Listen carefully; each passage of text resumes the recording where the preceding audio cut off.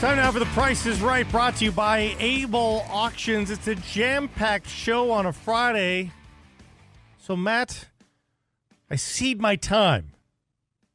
And let's have a chat with the one and only Luke Schenn. Yeah, thanks for having me. A valiant effort from 8-15 and change to get back into the playoff race as much as this team did. Take us inside that room. What was discussed? What drove multiple pushes back into the playoff race over the course of this season? Yeah, I mean, obviously, when you get off to a start the way we started the year, you're kind of chasing it all year. But there's so much ground to make up. We did make up quite a bit of it, and we're still kind of hanging on by a thread. And we still got some meaningful games here, and keep fighting to the end. But yeah, there's been throughout the course of the year, we've tried to obviously battle through a lot. We've had to find some consistency, and for the most part, I think we've achieved that. Our special teams has improved. Our penalty kill was obviously terrible to start the year, and we've gotten that to a better spot now. But yeah, I mean, it's just tough when you start out the year when you're chasing it that far back. I mean, teams are too good where they're going to continue to win when they're out of the gates. And like I said, we've made up some ground, and our record's been good here the last half. But we still got to continue to push to the end. You guys looked a little bit gassed at the just after the trade deadline or around the trade deadline, and I thought, this is it. They're just out of gas after battling so hard, and then you guys go on the run. You looked a little gassed last night as well. Can you prove me wrong again? Is there enough energy there to get you to the finish line here?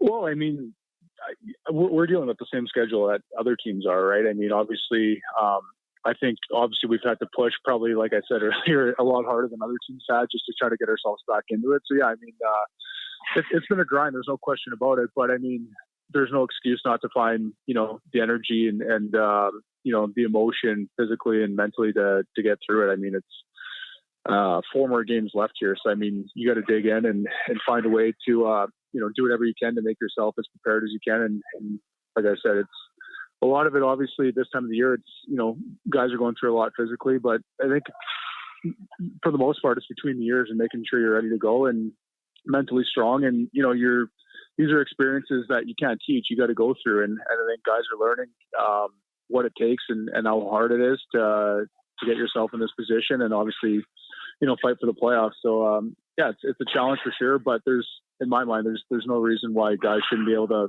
push forward here right to the end. You become a fan favorite here, Luke. I'm wondering how much of that gets back to you from the patrons at Rogers Arena and Canucks fans across the province.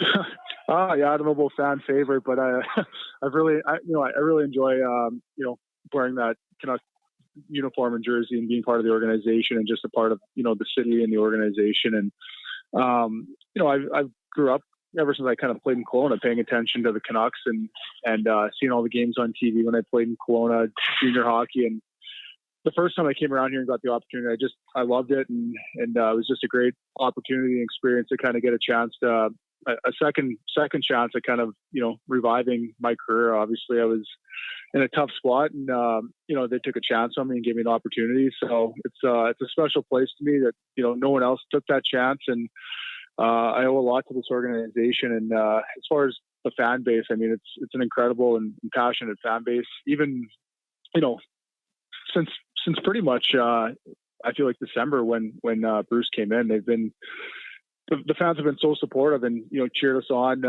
every single game. And even when things didn't look great, the fans have just been so good this year, so passionate. I mean, you look at our last home games, the amount of energy that they've created in our building. I truly think.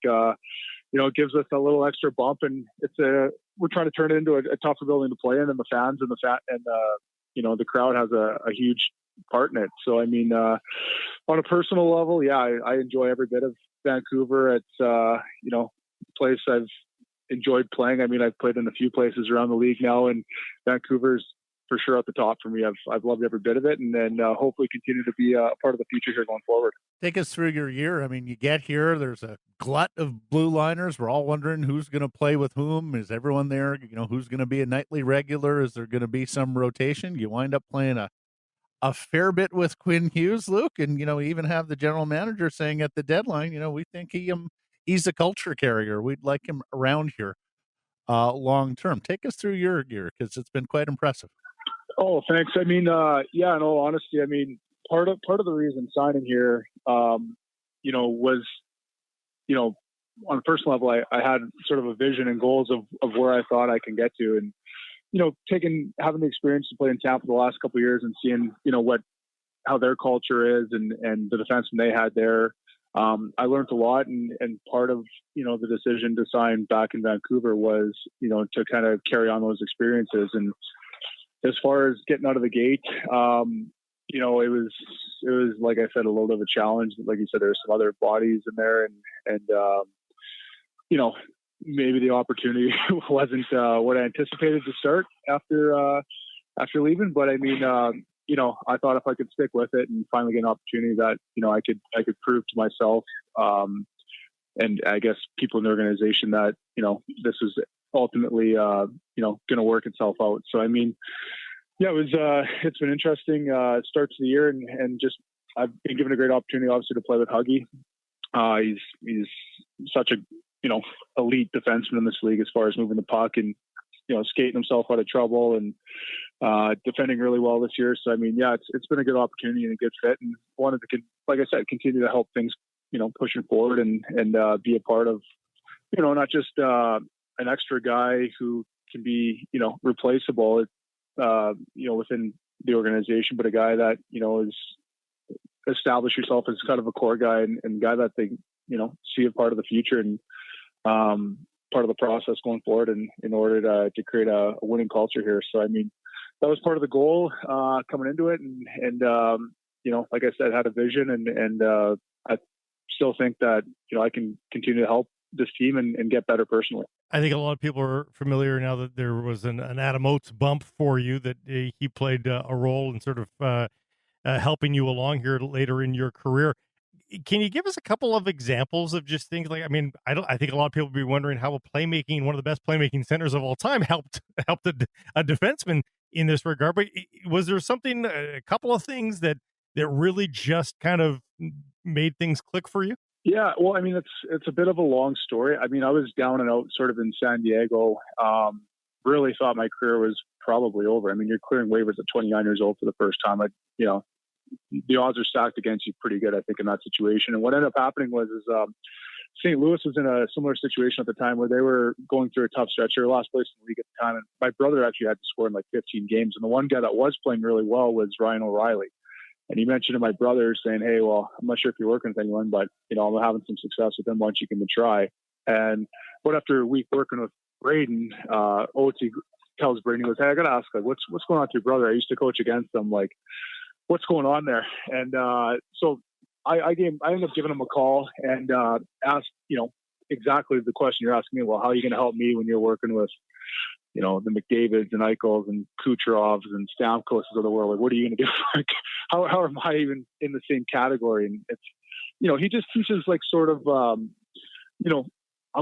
think a lot of it is hockey sense, honestly, putting yourselves in good positioning on the ice, and not all of it is, about reinventing, your stride or anything like that. It's just, thinking the game differently. One big thing he taught me was, the league's change where you can't just get away with, being mean in the corners and in front of the net. You also got to be able to handle the puck. And one of the things, coming into the league is I was always told, well, you shouldn't handle the puck. You should just get it and move it, and not stick handle it and just throw it off the glass or really get rid of it. And he's like, well, no, that's not how the game is now. You got to be able to make plays. And in order to be the perception of a puck moving defenseman, sometimes the guy who skates out of their end all the time and jumps into play and, makes these crazy stretch passes. That's a puck moving defenseman in today's game, where in reality, he goes, there's maybe 5 to 10 guys of those in the league. And really in a puck moving defenseman, you got to be comfortable moving it 5 to 10 feet. So you got to be comfortable handling the puck, moving it 5 to 10 feet and kind of using some hockey sense out there, as long as positioning away from the puck too. So, I continue to work with him in the off season. He's got I think he's probably got 50 or 60 players around the league now. And like I said, some high end skill guys, like I mentioned earlier, and some guys who are, guy I work with in the summertime, defenseman, Vancouver guy, like Brennan Dillon, guys like that, or Josh Morrissey, and, some good solid defensemen that, maybe aren't the flashiest guys in the NHL, but guys that have had some really good careers and are continuing to get better with age. So, yeah, he's helped me a lot. And long-winded answer, but even when I got to Vancouver, that's kind of when I first started working with him. I actually started in Utica, and I went to Ryan Johnson, our assistant GM here, and asked if I could bring Oates into Utica. And that's the first time I actually met him, is when he came down, and I worked with him before practices in Utica, and then I got called up, and I've been working with him ever since. So he's can honestly say I wouldn't be probably in the league, and definitely had the chance to win cups and still go on if it wasn't for Oates. Last question here, Luke. But look, teams can't control their skill level, but they can control their attitude and their work ethic. You mentioned being a part of those 2 cup teams in Tampa. How much further does this Canucks group have to go in terms of its preparation, its detail, its attitude, its work ethic to get to that level of the cup champion? I think the biggest thing with those guys is a lot of it is obviously, comes from coaching and everything, but a lot of it is just the culture and guys, really having confidence, knowing that they're going to win games. Sometimes, your games aren't going great and you're down 2 going into the third and nothing even really needs to be talked about. Guys know that they're going to come back and, find a way to get at least a point out of that game. And guys push each other in practices and, just the mental, I guess, level that these guys have, knowing what it takes to win day in, day out. That's the biggest thing. Obviously, there's a ton of skilled guys in the league, but the one thing I talked about earlier is the experience and going through, all sort of the ups and downs and finding a way to mentally continue to bounce back and be stronger and challenge each other. That, losing's not acceptable. And, you got to find ways to win games, and it doesn't always look pretty. And sometimes it's out defending teams. Sometimes it's, scoring a big goal in the power play. There's different ways to win games. That's the one thing is I think, everyone buys into a role and figures out, what they need to do to contribute in order for the team to have success. And I think we're learning a lot here in Vancouver as we go here, especially, like I said, the last half of the year where, guys have been pushing and trying to figure out a way how we can, climb back into the race. And these are experiences where, a lot of guys haven't had. We got a lot of young guys who are figuring it out, and it's a tough league, and every night is tough. You're playing against, some of the best in the world, and teams who have some veteran experience and have some, playoff experience. So we're learning as we go here, and I feel like we've done a good job. But in saying that, we still got a long ways to go, and in order to get to what we all dream of doing one day. Do you think you guys will talk extension this coming summer, or does that have to wait until the contract's done, do you think? You know what? No, I mean, obviously there's been no talks throughout the year. I have another year left in my contract. I guess to answer your question, there's nowhere else, I'd like to play. I mean, I love Vancouver.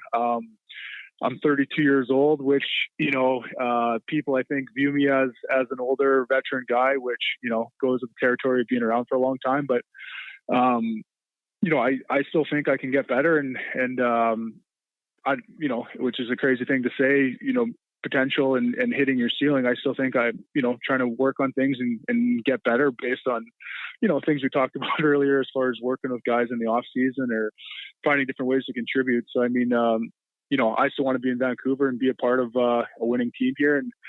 And there's no question that, I want to play in Vancouver beyond my current contract, and we'll see where everything shapes up, whether it's, in the off season or next year, wherever. I mean, I've enjoyed every bit of it, and I hope they view me a part of, the core going forward. Well, you've been an example for everyone out there this year. Luke, thanks for the time. Appreciate this.